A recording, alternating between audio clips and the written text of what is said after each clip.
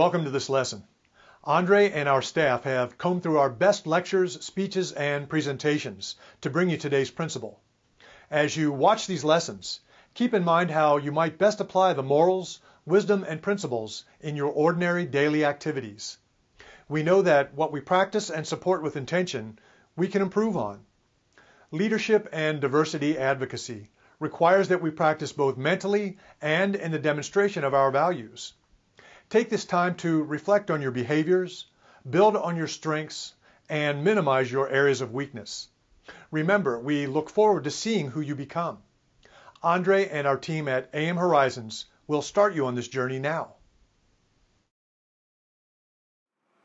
Privilege and the animal farm. Now, I don't know if you've noticed this, but free-range chickens are much more expensive than your traditionally raised poultry, right? So your manufactured or large manufacturing farms that create these opportunities for us to have cheap eggs. And so the free-range chicken, I was at my my local co-op and was going to purchase one of those things, but they are significantly more expensive. The free-range eggs are extremely more expensive than your large manufactured chickens. And why is that? And people will give you answers that I think are very, very telling.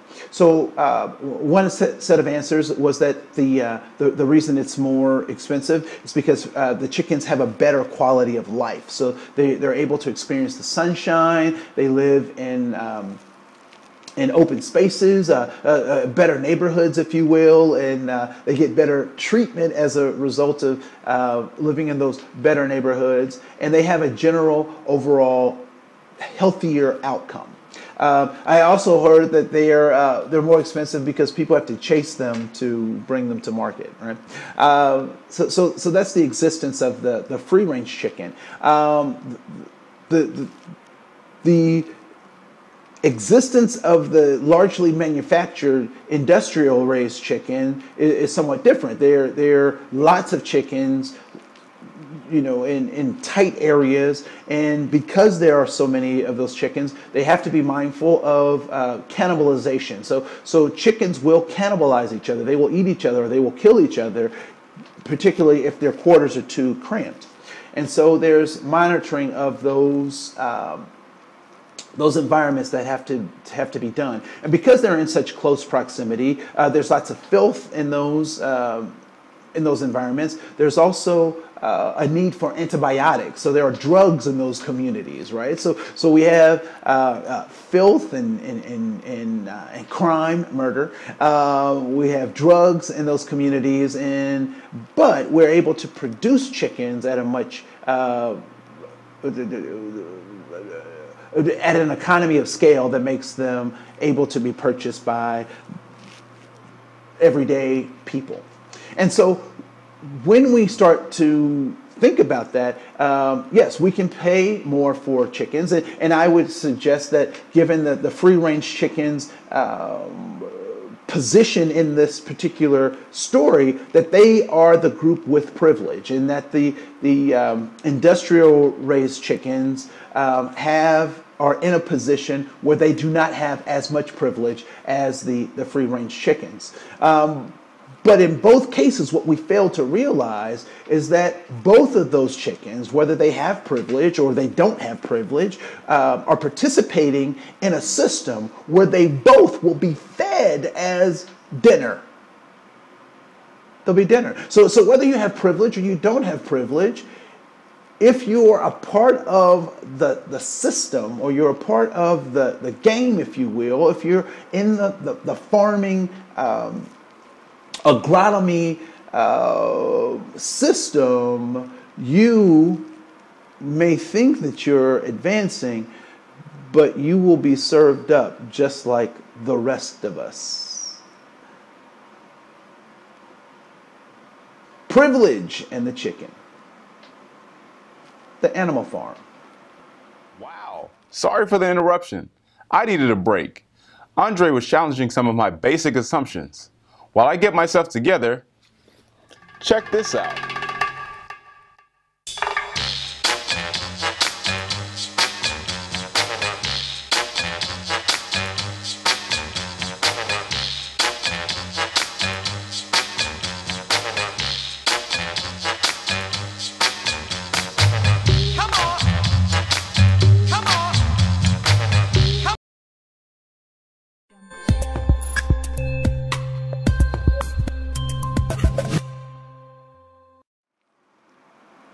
So here are some additional barriers to our humanity. This idea of optical illusions, that there are biological or sociological differences between humans that create obstacles for authentic human relations. And I would say that those are optical illusions, that they are made up things that create artificial barriers between us as we seek and strive to relate to other people.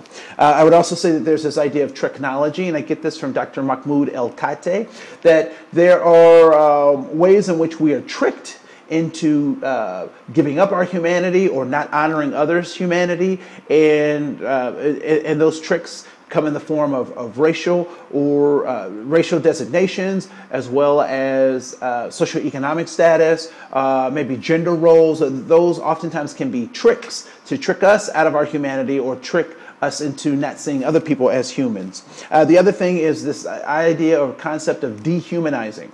The funny thing is that you can never be less than human. You were born human. People can treat you less than human, or you can oftentimes act for a period of time less than human, but you can never be less than human, because the DNA that brought you into existence is the same DNA that courses through your veins every day of your existence. The concept of race is one of these barriers to humanity, because it turns people from authentic beings into artificial things. And we give those things titles, right? So a black person, a white person, a thug, if you will. And so we turn people from authentic entities into artificial things. Gender roles and poverty, and the thing that I think is very interesting about this idea of gender roles is that it changes from society to society depending on the context and what people what folks need, what people and cultures need. This idea of poverty is also interesting because we spend time talking about the people in poverty, but we don't spend enough time, or we're not as articulate as we could be in talking about how do we undo the systems that create the environments where people in poverty live. And so these are all tricks to our humanities, they're barrier to our humanities, and they're designed to break down and subdivide the human soul.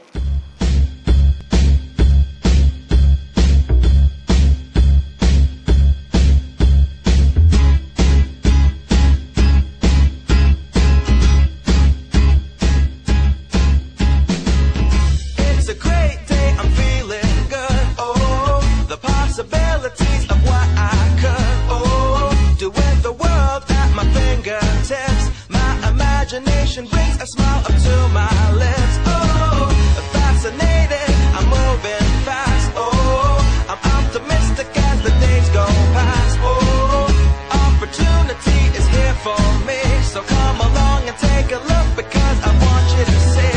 Yeah, the world is yours, look a little bit closer. If you want it, come and get it. You can take it over, you can make your tomorrows what you want them to be. You got the power in your hands to shape your history. You gotta take it up a level and go up higher. Pour more fuel in the tank and turn up the fire. Come on and take a leap into your destiny. And come on up, come up with me. We're going up, up, up, and up, up, up. We're going up, up, up, and up, up, up. We're going up, up, up, and up, up, up. We're going up. Does your profession require continuing education? Tired of overpaying for less than great seminars? Are you ready for education on your terms? It might be time to enroll at organizationallift.org, the key source for continuing education credits, ethics, and elimination of bias credits. Each of our courses will contain a clear syllabus, readings, media, games, and exam questions. High standards. You'll be required to pass the course at 90% or better. At the end of the course, you'll be awarded with a certificate that will serve as course documentation. Courses range from $125 for one session course to $350 for a multi-session course. Andre Cohen is the Chief Facilitator for organizationallift.org. and as such, he provides 24 hours availability to courses focused on developing cross-cultural competence, effective conflict mitigation, and practical methods for increasing discretionary effort. So join us at Organizational Lift and experience what higher learning should be. Organizationallift.org.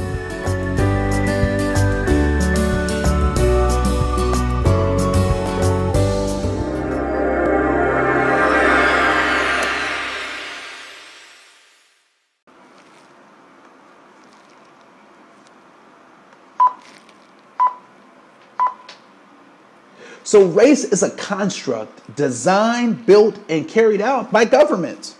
And each government talks about, deals with, and identifies race differently based on the context by which they're operating. Communist countries look at race differently than socialist countries. Socialist countries look at it differently than representative democracies. And so when we talk about this idea of race, we have to recognize that it is organized to the benefit of the governmental structures by which people are being organized to live. The key question that we should be asking is, organized for what? What is the end goal of these racial categorizations? And the only suggestion I would have is to follow the money. That's just a teaser. We'll talk more about this a little bit later. Theories are great, but if nobody understands what you're talking about, if nobody understands what you're talking about, then who looks foolish? Diversity elegance is making sure that we have conversations in ways that people can join us in the conversations to actually make change in their lives and in the people that they care about. If we've produced a process that is so cumbersome that we don't know what to call people, how to call people, or when to call people, then we have to look at that. We have to look at that particular system and ask if it's benefiting us. And so when we talk about a new paradigm, a new way to think about diversity, I'd like to add into the mix this idea that we need diversity elegance, taking sophisticated ways of thinking and doing and interacting and making it simple. So how do we make it simple? We can start with things like the golden rule. We can start with conversations around what do you need versus I know what you need. How do we engage people in conversations? When we start talking about those types of things, then we start getting into this idea of diversity elegance. I can have a vocabulary that can fill volumes and volumes of books, but if I cannot communicate in a way that the people who need me to communicate or the people I'm communicating with can't understand me, then my fancy lexicon does me no good.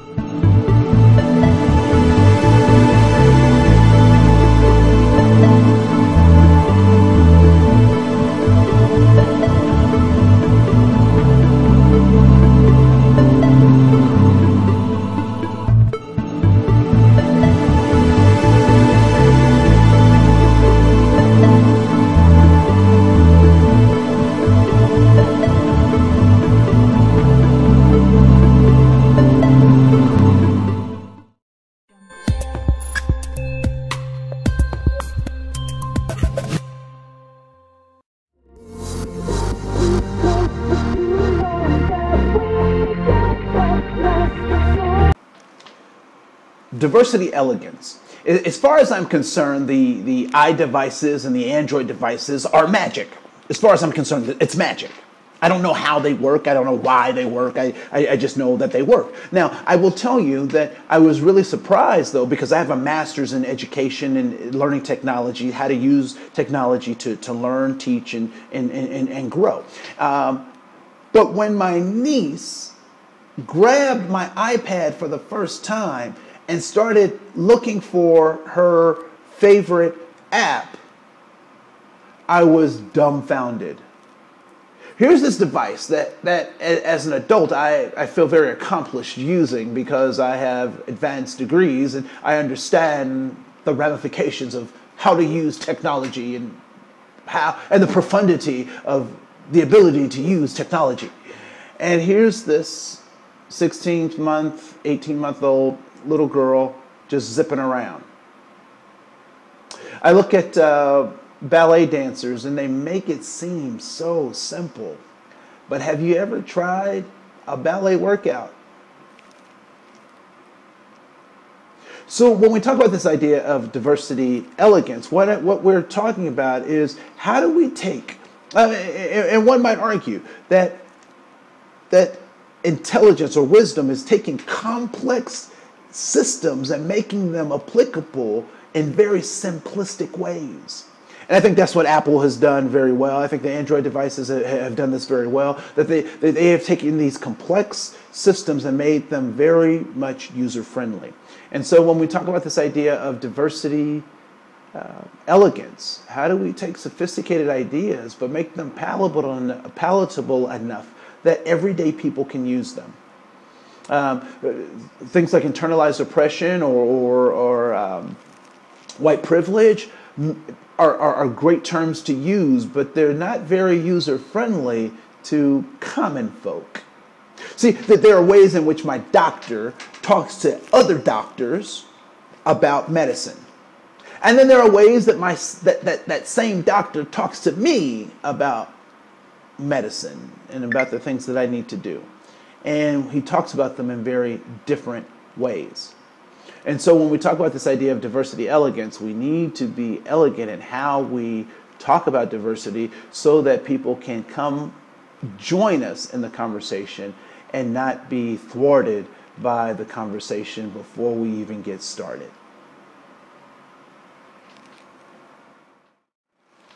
So what do you want? What do you want?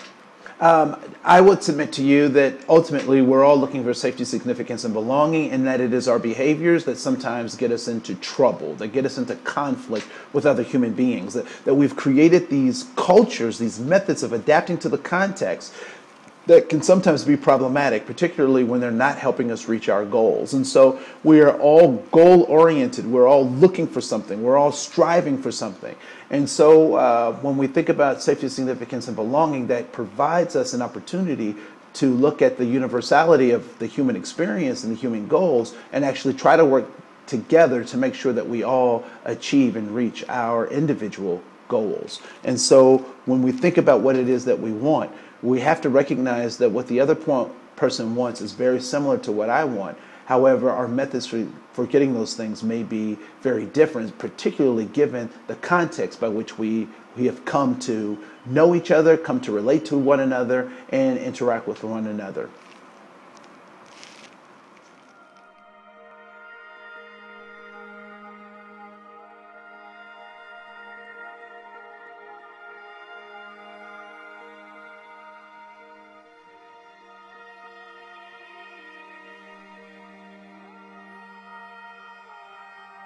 There is dignity and honor in being human. Oftentimes when we talk about diversity, we often talk about it in very esoteric ways. We talk about it in very emotional ways. But typically we never talk about what is the core and the root of what we currently call diversity. So what is dignity?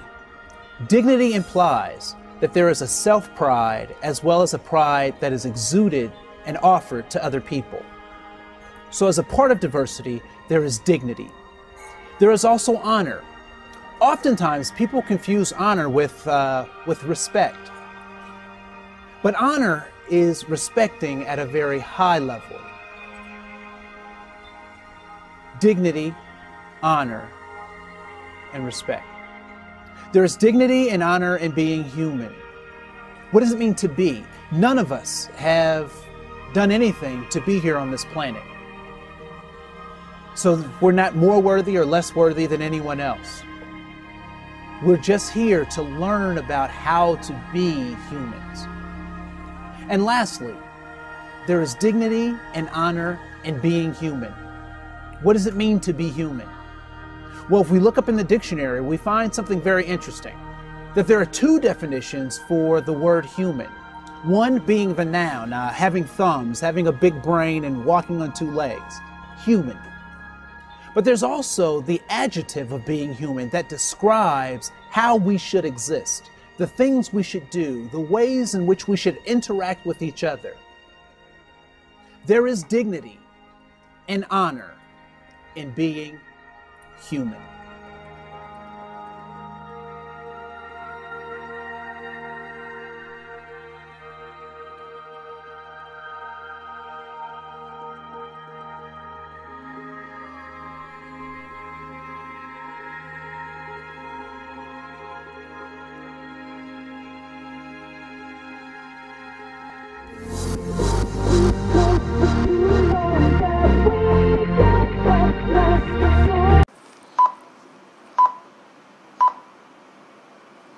So, the loss of humanity, or grieving the loss of humanity. So, this past summer, there were a number of shootings of unarmed black men. There were lots of demonstrations as opposing those killings of not only black men but black children as well.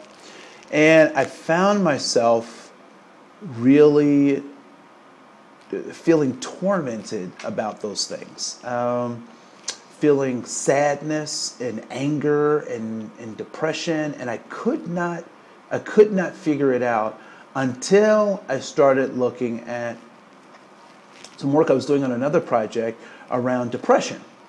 And I was looking at depression, and then it hit me that a large part of what I was feeling, was natural. It was a natural feeling for me to have, given the circumstances around those world events. But I also realized that I was going through the stages of grief.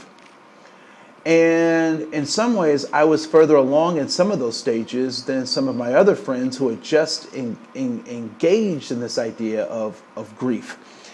And it was very frustrating for me to be further along in this grief process and then to see other folks who are just beginning the grief process because I had already passed that particular stage. And so when I came to this understanding of the loss and the grief that I was feeling, I then asked the question, well, what am I grieving? Because what's happening? And one of the things that came to me was that I was experiencing the loss, I was experiencing grief because my humanity was under attack. And when the humanity of one is diminished, the humanity of all of us is diminished. And so, in an effort to try to figure out how I could obtain some healing, I started looking at this idea that we are all experiencing some grief and loss around our humanity. And so we'll spend some time now talking about how do you deal with that, and then what do you need to do to help clients and coworkers deal with the assaults that we are having on our humanity. So when we look at these geometric shapes, I like to use geometric shapes in presenting this particular point. When we talk about diversity, and I use squares, three different squares, three different circles, and three different triangles, all having some similar features, but also having some very different features. And so when we talk about this idea of diversity, what we're really talking about is this balance of what the law says in terms of who needs to be at the table, but we're also talking about the balance of differences and similarities between individuals, because both of those are extremely important. Oftentimes in trainings, we focus on one or the other. but it is the combination of those two things that actually makes our work more effective as we try to engage in better people's lives through helping them to make better decisions about their lives. And so this idea of diversity is a balance between what is the same about us and what is different, and recognizing both of those as being important parts of the human experience.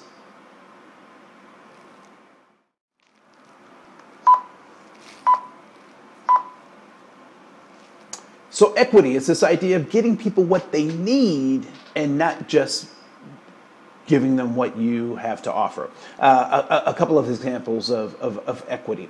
One is there's a baseball stadium here in town where most stadiums have a 1-to-1 ratio of women's restrooms and men's restrooms. And we know that women and men use restrooms differently. But this particular baseball stadium has a 2-to-1 ratio. For every one restroom dedicated to men, there are 2 dedicated to women. And so the user experience for all involved is a lot better. And so when we talk about this idea of equity, that's important. Another way to think about equity is that equality is giving everyone shoes, and equity is giving everyone shoes that fit them. So those are some important ways to think about this idea of equity. When we talk about equality, we're talking about fairness. And you'll hear people use those types of words, fair, what is fair? And when we talk about equality, the nature of equity is that it will not be fair, but it will give people what they need.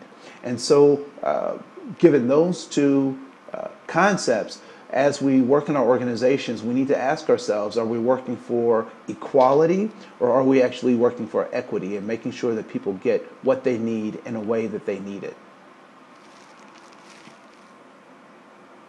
I've had this problem. Big problem. I really needed A good school. and I kept searching and searching. There are so many choices. It's really hard to find one that has all the things on my list. But I finally did it. Yes. Thank you. If you are looking for one as well, Look no further. Here's a really good one. Just use mine. Use mine. I'm very satisfied. Definitely recommend. Problem gone.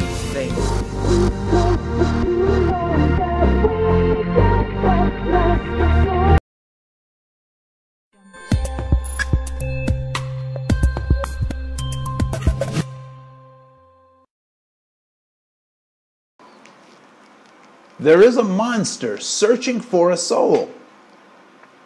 Now, when I say that there are lots of places that people can go, and there are lots of places I could go with those statements, but what I'd like to really focus on is this idea that the human soul is made up of 2 things. It's the body and it's the spirit, and that the spirit is the animating force for the body, and without the body, the spirit has no place to live, and without the spirit, the body has no animation. Right? And when these breaches occur between the body and the spirit, when the soul is broken, what we have is a void. And there's a monster that is waiting for that void. And one of those monsters, and we'll just talk about one of them, is this idea that one of the monsters is free market capitalism. What capitalism says, or free market capitalism, or maybe more appropriately, predatory capitalism, what it says is that you are not complete unless you've purchased our product. You're not whole. You're not fully human unless you have participated or taken our products upon you for a price. Very much like the Onceler in the epic story of Dr. Seuss's Starbelly Sneetches, right? So the Onceler was able to make people happy by granting them what they wanted through his Onceler machine, providing them a resource at a cost. And so what I would suggest is that we've had avatars that have taught us that you cannot accumulate enough stuff When I think about Philip Seymour Hoffman, Janis Joplin, Elvis Presley, Michael Jackson, and what are the individuals that hurt the most for me? Robin Williams. They have taught us that you can have everything, but if you haven't filled the void in your soul, you still can come up wanting and hurting. And so when we think about the human soul, how do we make that connection? How do we reunite that? We have to love people. We have to care for people to help remind them of their humanity. And that's how we begin the process of healing the soul.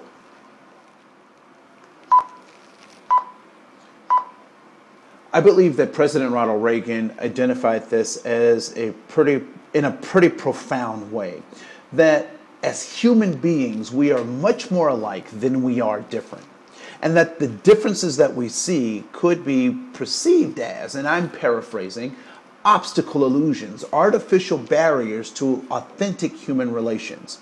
And so ultimately, what that suggests is that there is no born prejudice, and there is no born conflict between human beings. That human beings learn these conflicts, learn how to be the way that they are in ways that are not natural for our species. And so then what becomes the root of conflict? I believe that we all have the same core motivations, that we're looking for safety, significance, and belonging. But there are methods that get in the way of that idea of safety, significance, and belonging. That it is our efforts to achieve those things that have developed, where we have developed differing methods, that we will call those methods culture, that have actually gotten in our way oftentimes of having authentic human relations with other human beings.